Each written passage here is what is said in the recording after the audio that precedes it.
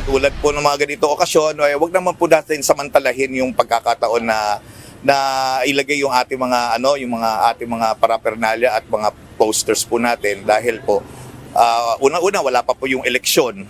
Sa February 11 pa mag-uumpisa ang campaign period para sa mga national position at March 28 naman para sa lokal na posisyon. Pero marami na ang mga nakakabit na poster ng mga kumakandidato sa mga pampublikong lugar.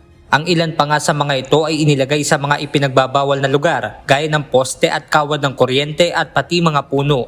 Talagang napakadelikado. Una-una, hindi po natin alam kung yan po ba may kuryente o wala. Talagang saka yung pagkakabit po gigit na po sila sa kalsada. Nakita naman yung ipagtanggal natin. Kailangan natin nagagdanan at saka nasa gitna ng kalsada with the traffic and everything, di ba? Very light material, madaling mahawa, madaling ma-prone po sa sunog po yung mga ganyang materials. Kanina, pinagbabaklas ng Quezon City Depots ang mga nakakabit na poster at advertising paraphernalia sa lungsod.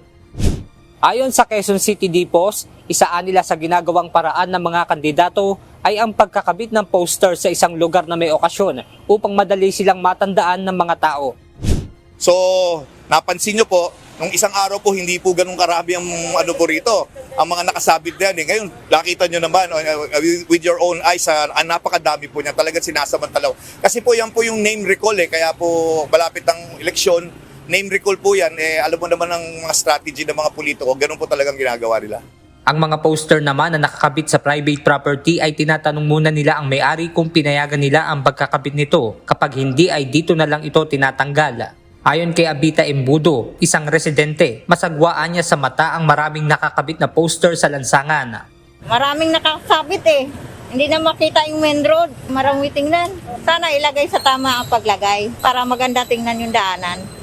Sa mga mayroon namang concern o reklamo, maaaring tumawag sa helpline na 122 o mag-message sa Quezon City Government Facebook page. Noong isang linggo, inudyukan ng Commission on Elections sa mga kandidato na alisin ang mga naglalakihang billboards at iba pang early campaign materials dahil hindi pa naman simula ng panahon ng pangangampanya.